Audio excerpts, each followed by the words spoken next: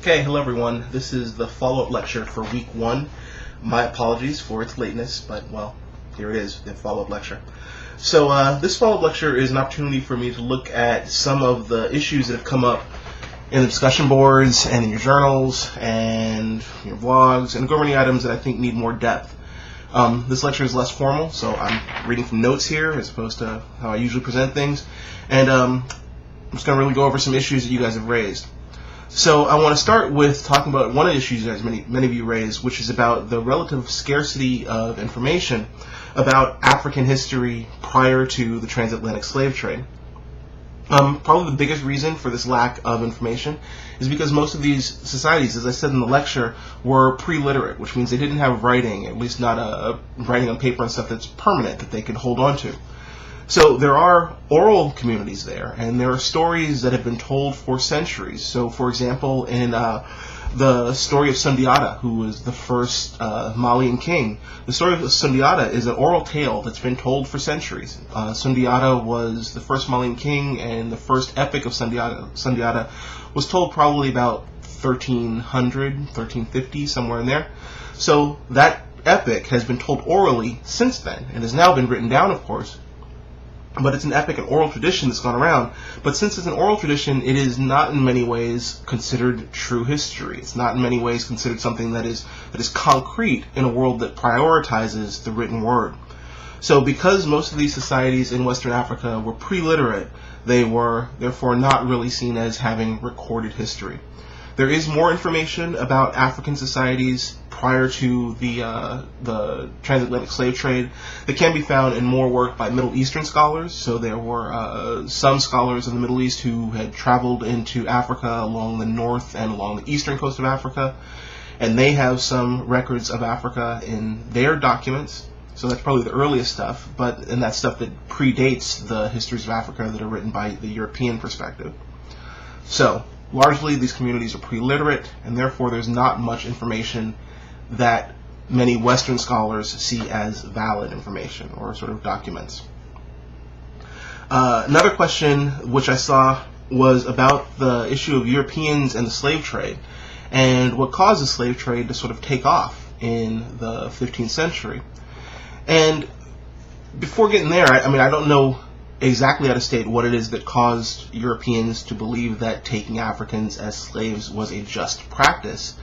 However, it should be stated that prior to the slave trade, prior to the transatlantic slave trade at least, there were slaves in Africa. There was a slave trade in Africa amongst African tribes. So African tribespeople took other African tribespeople as slaves, though the conditions of that slavery were very different than the conditions of the transatlantic slave trade. In the transatlantic slave trade, one is captured, one is taken away from one's home, one is essentially placed in a position of being a slave for life, and one's whole status shatters, one's whole status changes significantly. Some scholars have referred to the issue of slavery in the United States as being social death, meaning that you were utterly cut off from all the forms of community, all the forms of social support in American slavery. Whereas in the kinds of slavery that existed in Africa prior to the transatlantic slave trade, most slaves were captured as a result of war. Most slaves were they were not dehumanized in the way that slavery would occur after the transatlantic slave trade. Now the question as to why the transatlantic slave trade would develop and become such a powerful force in 15th century America has to do with the development of Enlightenment thinking, the spread of capitalism, European capitalism as a means of social and economic development. All those factors kind of combined and led to the growth of African transatlantic slavery. One issue that I wanted to emphasize was that as a result of this transatlantic slavery is the issue of diaspora. So I looked at a number of your definitions of what diaspora means. And I want to emphasize that we are primarily talking about the African diaspora. So we're looking at Africans who have been dispersed around the world, primarily as a result of the violence of slavery. But the term diaspora does not apply only to Africans. The term diaspora can refer to any group of people who are spread out around the world. So there is a Jewish diaspora, which is one place where I think that term actually originates. There is an Asian diaspora, as you look for different people from different Asian countries spread out around the world. Different scholars have looked at diasporas and consider them, or sort of evaluate and distinguish them based upon the causes for their dispersal. So those diasporas that are a result of exile versus those diasporas that are a result of slavery versus those diasporas that are a result of a great migration. So there are a lot of different kinds of diasporas. They apply to different ethnic groups and different people, but primarily they are a sign of different people from a common ancestry who are dispersed in different nations and places around the globe. I focused a lot of our conversation on the notion of folk culture for the first week, and I've done so because I think folk culture still has a very important role to play in contemporary African American society. One of the things that I think I really want us to focus on in terms of folk culture, and which is also true in the later works that we're reading, is the notion of how audience plays a part in how that work is created and consumed. With African American folk culture, the people who create that folk culture, the people at the bottom who are creating the Brer Rabbit stories and so forth, the people who create that folk culture are the same people who consume it. So the same people who create it are the primary audience for that folk culture. And that's not always the case, as we're going to see in later African American literature. In some instances, African American authors are writing to non-African American audiences, and that causes different kinds of rhetorical strategies to be used. If you're trying to persuade someone who sees you one way versus persuading someone who is a part of your own group, you'll take different methods to present your story, to present your case. So African American folk culture, focusing on the notion of audience and how is audience shaped by this African American folk culture.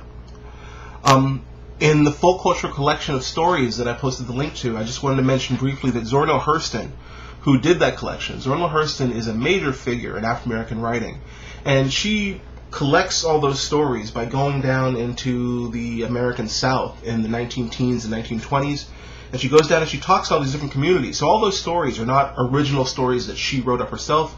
Zora Neale Hurston went and collected these stories and then put them all together into her book of Mules and Men. Zora Neale Hurston is a major figure of the Harlem Renaissance, which is an area of a specialty of mine, is studying the Harlem Renaissance.